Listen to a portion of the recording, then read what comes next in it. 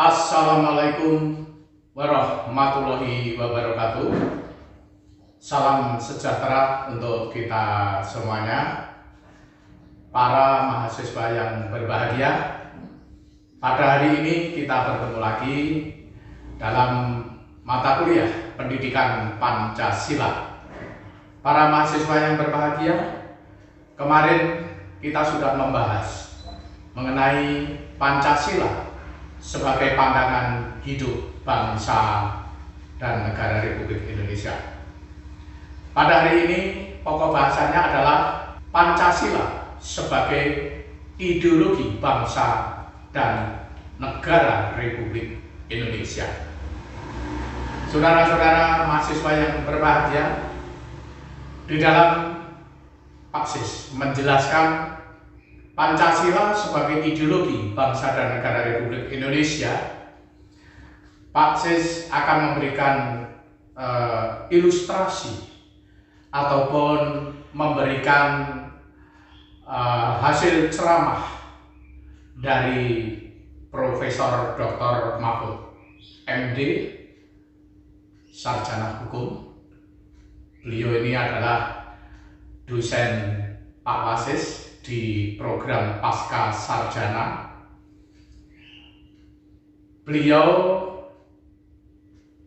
sangat Pak Sis kagumi karena Profesor Dr. Mahfud MD SH ini sangat cerdas, sangat luas wawasannya, sangat berani mengatakan hal yang benar berdasarkan atas hukum.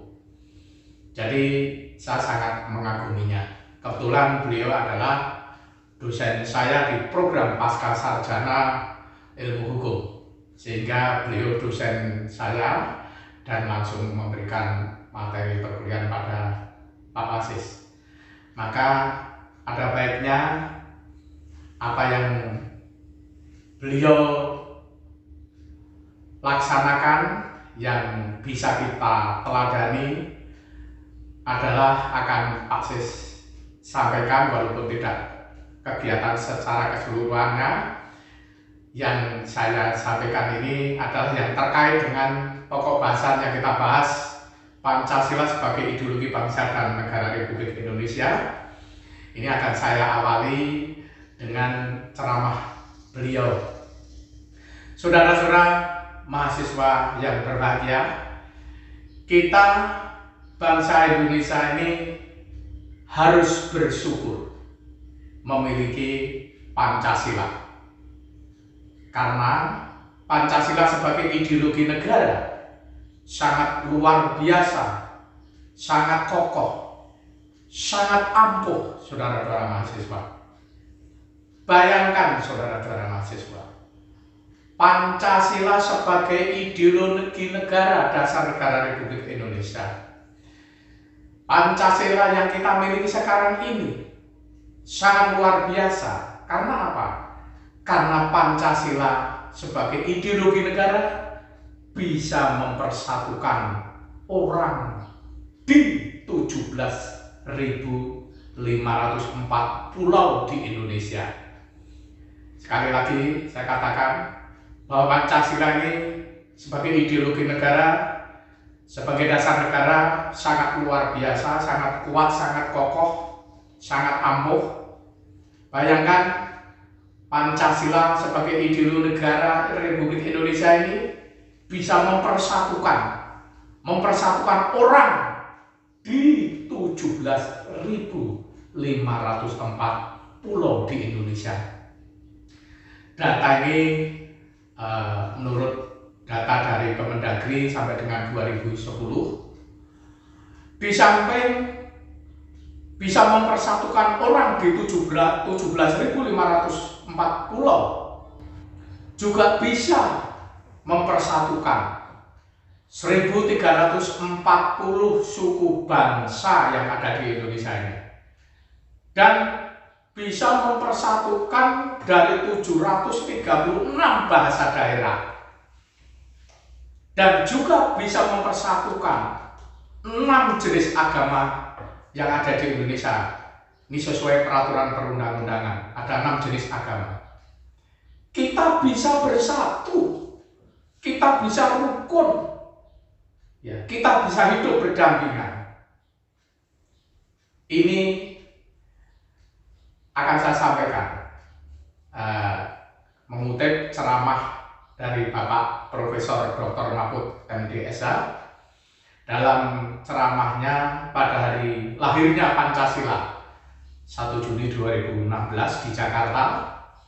Ini dengan adanya turunnya Kepres, ya, keputusan Presiden nomor 20 tahun 2016 yang pertemuan kemarin sudah saya sampaikan bahwa setelah Bapak Soekarno di dalam sidang BPUPKI, ya, sidang pertama adalah merumuskan dasar negara.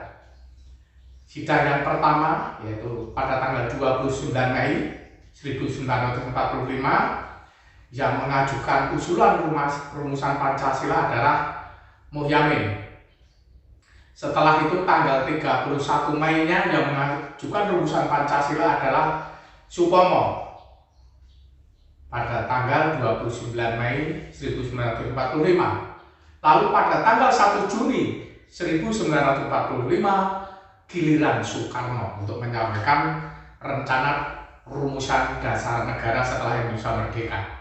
Dan bersamaan itu, di samping Soekarno mengajukan rumusan Pancasila, Soekarno juga menyampaikan rumusan Pancasila supaya dinamakan Pancasila. Pada tanggal Soekarno giliran sidangnya tanggal 1 Juni 1945. Keduanya Muhyamin, Muhyamin, Supomo tidak menyampaikan rencana rumusan dasar itu, tidak diberi nama. Hanya Soekarno yang memberi nama supaya diberikan nama Pancasila. Karena Soekarno mengusulkan 1 Juni 1945, maka sejak saat itu diperingati 1 Juni hari lahirnya Pancasila. Ya, sempat berhenti karena ada beberapa argumen sehingga 1 Juni diberhentikan, tidak diperingati lagi sebagai hari lahirnya Pancasila. Namun setelah pada reformasi, Pak Jokowi menjabat sebagai presiden, Presiden Republik Indonesia Pak Jokowi mengeluarkan sebuah kepres tentang 1 Juni merupakan hari lahirnya Pancasila. Itu saudara-saudara, kepresnya itu nomor 20 tahun 2016 yang menyatakan bahwa 1 Juni merupakan hari lahirnya Pancasila. Nah, saudara-saudara mahasiswa yang berbahagia, pada saat Bapak Mahfud MD di dalam ceramahnya pada hari lahirnya Pancasila 1 Juni 2016, beliau mengatakan, saudara-saudara mahasiswa, beliau mengatakan bahwa pernah diundang ceramah di American University of Beirut di Lebanon. Beliau ditanya, mengapa Indonesia itu begitu hebat bersatu dengan gambaran beribu-ribu pulau. Yang tadi saya sampaikan, Indonesia itu ada 17.504 pulau, ya, ada 1.340 suku bangsa, dan ada 736 bahasa daerah, dan ada 6 jenis agama. Kok Indonesia hebat bisa bersatu dengan gambaran seperti tadi, banyaknya pulau, banyaknya suku bangsa, banyaknya agama, tidak hanya satu agama. Ya. Lalu dijawab oleh Profesor Dr. Mahfud, ya, sebagai berikut, saudara-saudara mahasiswa. Ya, Indonesia, karena kita bangsa Indonesia memiliki dasar ideologi negara Pancasila. yang bisa mempersatukan kami bangsa Indonesia? Jadi jawaban Pak Mahfud, iya. Negara kami Indonesia kuat, kokoh. Karena negara kami memiliki dasar ideologi negara Pancasila yang bisa mempersatukan kami bangsa Indonesia. Bayangkan, kata beliau Profesor Dr. Mahfud MD di dalam ceramahnya, bayangkan India tidak mampu mempertahankan keutuhan negaranya hanya karena atas nama perbedaan agama. Pada tahun 1947 Pakistan memisahkan diri dari India, berdiri sebagai negara sendiri. Dikarenakan apa? Dikarenakan Pakistan itu orang mayoritas beragama Islam, sedang India itu mayoritas Hindu. Nah, dengan perbedaan agama pecahlah India dan Pakistan. Berdirilah negara Pakistan pada tahun 1947 karena perbedaan agama. Selanjutnya, pada tahun 1971 karena perbedaan kulit dan perbedaan kedaerahan, ya, perbedaan kulit, perbedaan kedaerahan, perbedaan bahasa, Bangladesh juga memisahkan diri dari Pakistan, merdeka dari negara Pakistan. Nah, karena hanya perbedaan apa, saudara-saudara? Hanya perbedaan kulit, perbedaan bahasa, kedaerahan, Bangladesh menyatakan memisahkan diri dan merdeka dari Pakistan. Nah, dua gambaran ini, saudara-saudara mahasiswa. Sedangkan di Indonesia, tadi sudah saya uraikan, 17.540 ya, dan suku bangsa yang banyak itu.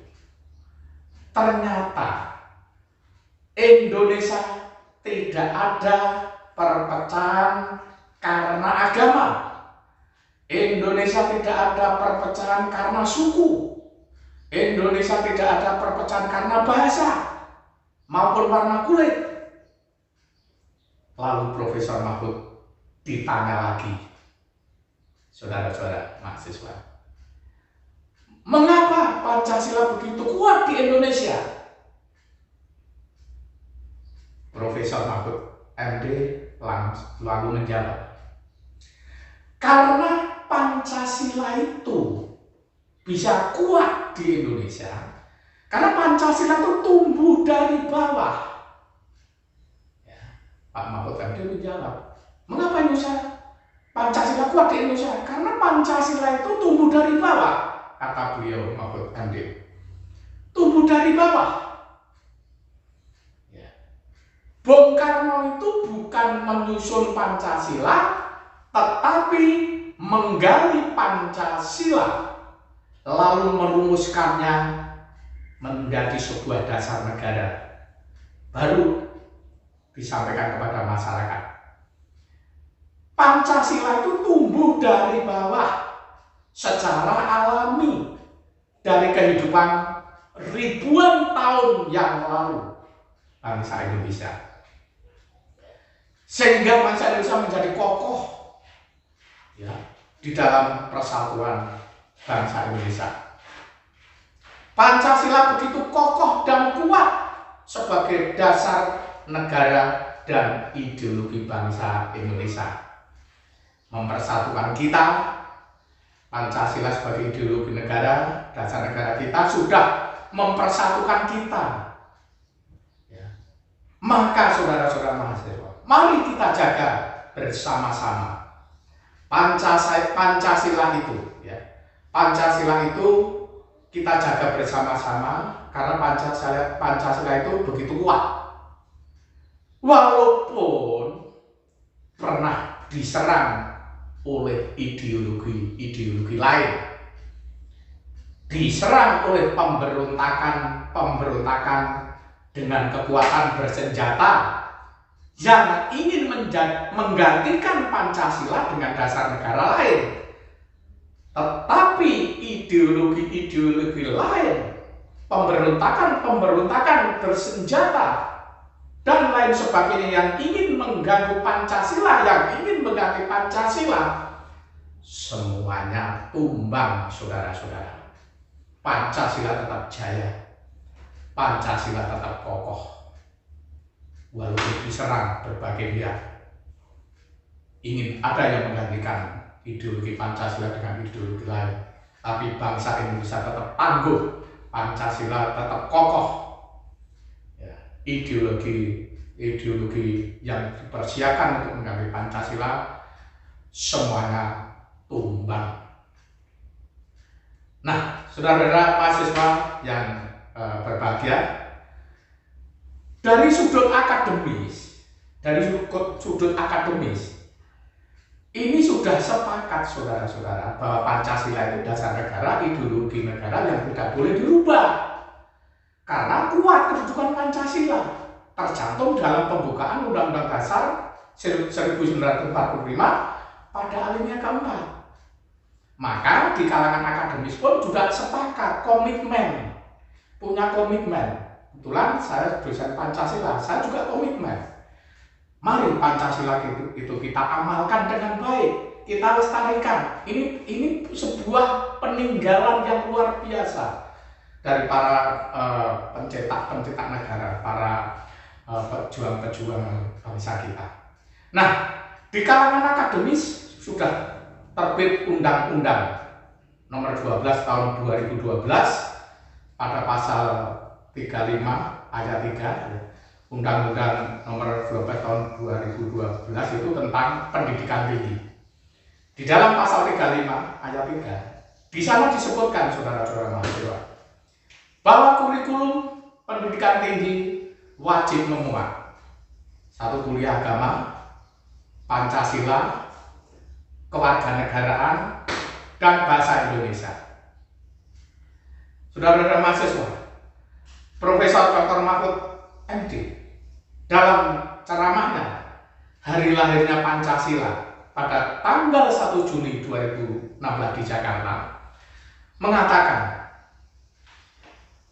bahwa tantangan kita ke depan itu bukan musuh dalam arti serangan terhadap konsep, bukan berarti serangan terhadap fisik, tetapi apa? Tetapi adalah pelaksanaan Pancasila atau implementasi Pancasila itu yang sekarang yang harus kita perjuangkan. Implementasi Pancasila harus kita perjuangkan. Ya. Kalau kita tetap ingin mempertahankan negara Republik Indonesia. Jadi, kata Pak Mahfud MD, tantangan kita ke depan itu bukan musuh dalam arti serangan konsep, bukan berarti serangan terhadap fisik, tetapi apa? Adalah pelaksanaan Pancasila atau implementasi Pancasila itu yang sekarang harus kita perjuangkan. Nilai-nilainya Pancasila bagaimana bisa diterapkan kehidupan sehari-hari, baik kehidupan keluarga, baik kehidupan masyarakat, baik kehidupan sekolah dan perguruan tinggi, baik kehidupan berbangsa dan bernegara. Kalau kita tetap ingin negara Indonesia ini tetap bertahan berdasarkan Pancasila. Memang ada yang pesimis, saudara-saudara.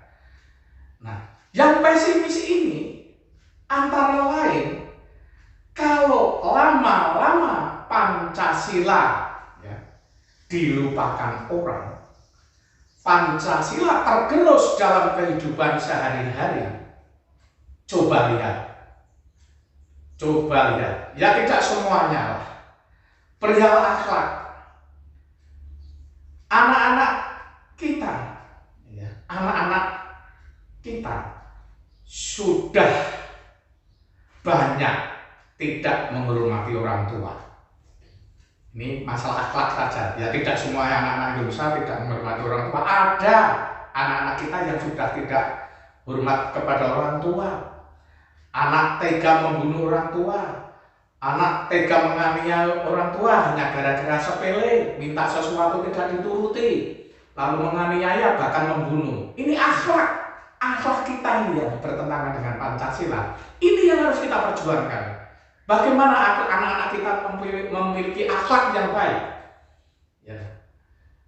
Lalu juga banyak saudara-saudara, para mahasiswa itu kebanyakan juga bagaimana komunikasi dengan dosen. Ini perlu kita tingkatkan. Kalau mahasiswa bisa diarahkan saudara-saudara, karena mahasiswa memiliki penalaran ilmiah yang baik, memiliki daya analisis. Kalau sudah di bangku kuliah, mahasiswa itu akan menjadi cerdas di dalam menganalisis suatu masalah. Tapi yang anak-anak yang tumbuh remaja ini yang perlu kita bina, perlu kita bimbing. Kalau mahasiswa logika berpikirnya, analisisnya sudah cerdas. Maka dari itu saudara mahasiswa tidak usah khawatir. Ini juga kata Pak Mahfud FD.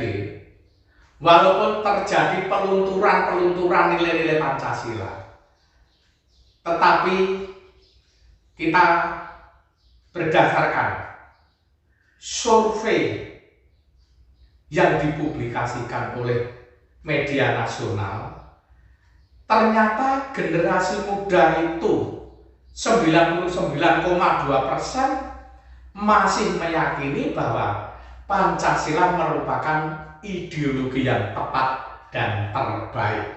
Ini kata Pak Mahfud MD. Ini berdasarkan survei, ya, berdasarkan survei yang setelah dipublikasikan oleh media nasional. Ternyata hasil survei itu generasi muda 99,2% masih meyakini bahwa Pancasila merupakan ideologi yang tepat dan yang terbaik. Jadi saudara-saudara mahasiswa, ada yang pesimis, ada yang optimis. Ini tidak usah dipermasalahkan. Karena apa? Yang pesimis, yang optimis, sebenarnya esensi tujuannya itu sama. Yang pesimis, Pancasila bagaimana? Kalau tidak diamalkan dengan baik, lama-lama tergerus oleh budaya asing, sehingga Pancasila akan ditinggalkan. Berarti masih sayang Pancasila yang pesimis. Masih ingin mengharapkan Pancasila itu bisa dilaksanakan dengan baik. Begitupun yang optimis. Yang optimis selalu, ayo lebih ditingkatkan pengamalannya Pancasila, pengamalannya dalam kehidupan sehari-hari. Nilai-nilai Pancasila yang luhur ini kita terapkan dalam kehidupan sehari-hari. Insya Allah ada pertanyaan kepada Pak Wasis, bagaimana? Apakah Pancasila itu sudah dilaksanakan bangsa Indonesia? Bagaimana? Apakah Pancasila itu sila kelima itu sudah terwujud? Ada yang bertanya seperti itu. Tapi sudah pasti jawab dengan penuh bijak, dengan penuh wawasan yang luas, bahwa sila kelima Pancasila, keadilan sosial bagi seluruh rakyat Indonesia, ini merupakan tujuan yang akan dicapai. Kalau tujuan itu bisa jangka pendek, jangka panjang, jangka menengah, ya, jadi mungkin akan tercapai keadilan sosial bagi seluruh rakyat Indonesia mungkin 50 tahun, mungkin 100 tahun. Itu tujuan jangka panjangnya. Mungkin anak cucu kita yang akan memetiknya. Jadi tujuan Pancasila keadilan sosial bagi seluruh rakyat Indonesia perlu proses, saudara-saudara mahasiswa. Nah, tercapai atau tidak tergantung kita selaku masyarakat, selaku bangsa Indonesia punya komitmen yang tinggi tidak terhadap pelestarian pengamalan nilai-nilai Pancasila. Kita harus komitmen komitmen bahwa Pancasila itu harus tetap menjadi ideologi negara, pandangan hidup bangsa, dan dasar negara. Itu cerita dari apa yang disampaikan Pak Mahfud MD, karena Pak Wasis betul-betul mengagumi kecerdasan beliau, karena Pak Profesor Dr. Mahfud MD itu dosen di pasca sarjana, dosennya Pak Wasis. Saudara-saudara mahasiswa, selain sebagai pandangan hidup bangsa dan dasar negara Republik Indonesia, Pancasila juga sebagai ideologi bangsa dan negara Republik Indonesia.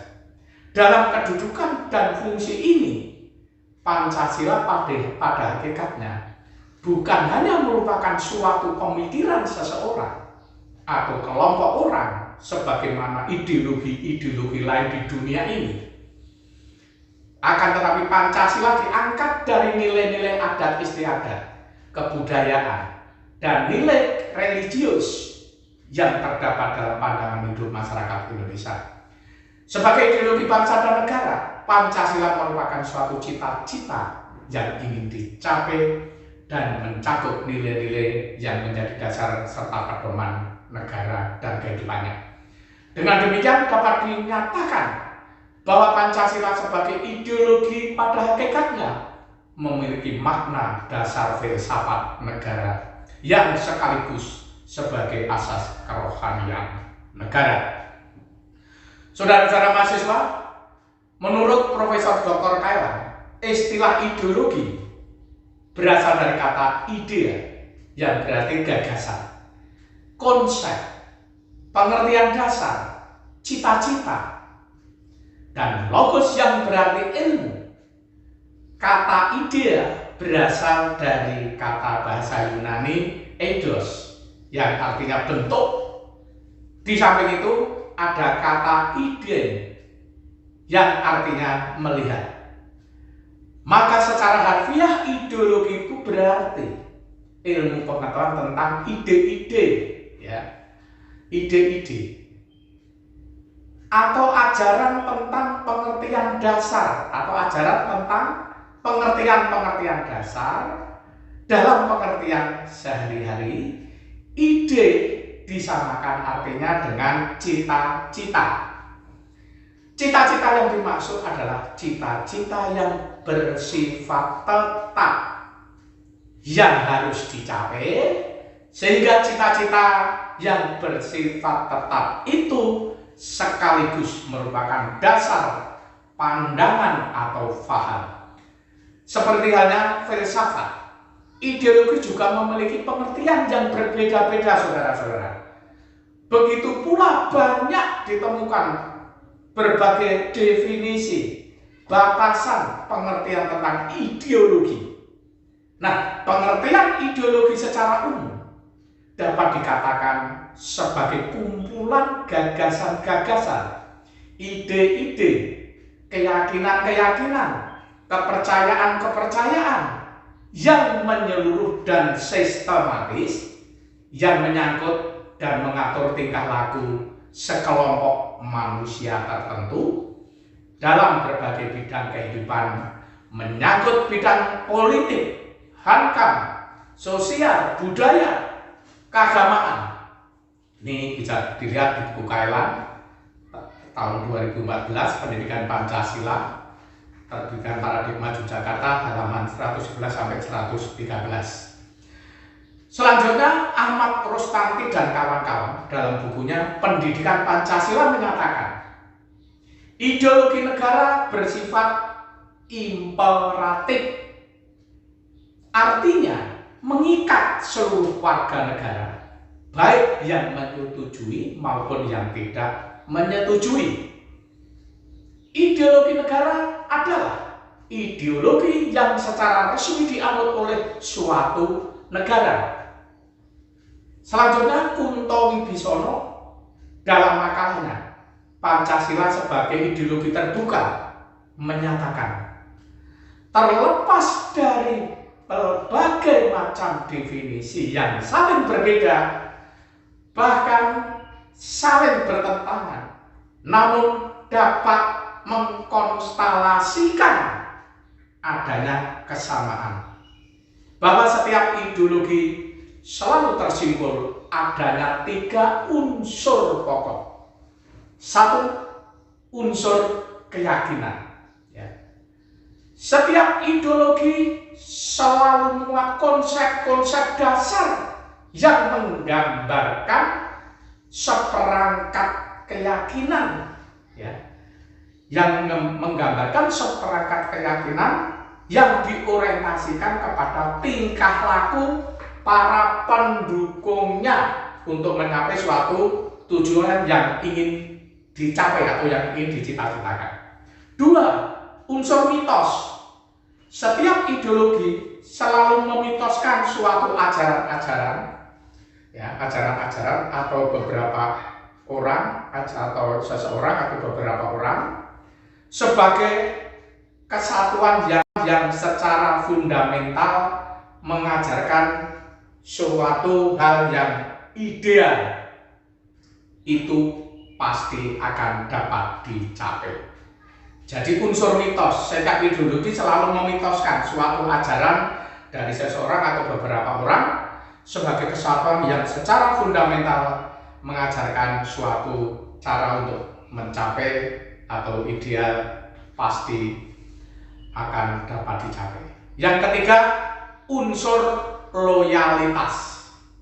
Setiap ideologi selalu menuntut adanya kesetiaan atau loyalitas serta keterlibatan secara optimal para pendukungnya. Nah, itu saudara-saudara, gambaran mengenai ideologi Pancasila sebagai ideologi bangsa dan negara Republik Indonesia. Ini hanya sekedar gambaran video akses ini, gambaran pembuka pengantar mengenai Pancasila sebagai ideologi bangsa dan negara Republik Indonesia. Selanjutnya bisa dibaca di buku Profesor Dr. Kailan dan buku karangan yang lain mengenai Pancasila sebagai ideologi bangsa dan negara untuk membahas, untuk memberi Anda lebih banyak wawasan-wawasan mengenai Pancasila sebagai ideologi bangsa dan negara. Saya kira pertemuan hari ini cukup sekian. Kita bertemu di minggu depan, mungkin kita nanti akan membahas mengenai Pancasila sebagai ideologi terbuka, dan setelah itu nanti Undang-Undang Dasar 1945. Demikian saudara, sekali lagi jaga kesehatan, ya, tetap laksanakan prokes. Mudah-mudahan kita selalu dalam lindungan Allah Subhanahu wa taala, selalu sehat, bisa melaksanakan kewajiban kita sehari-hari. Terima kasih. Akhirul kalam. Wassalamualaikum warahmatullahi wabarakatuh.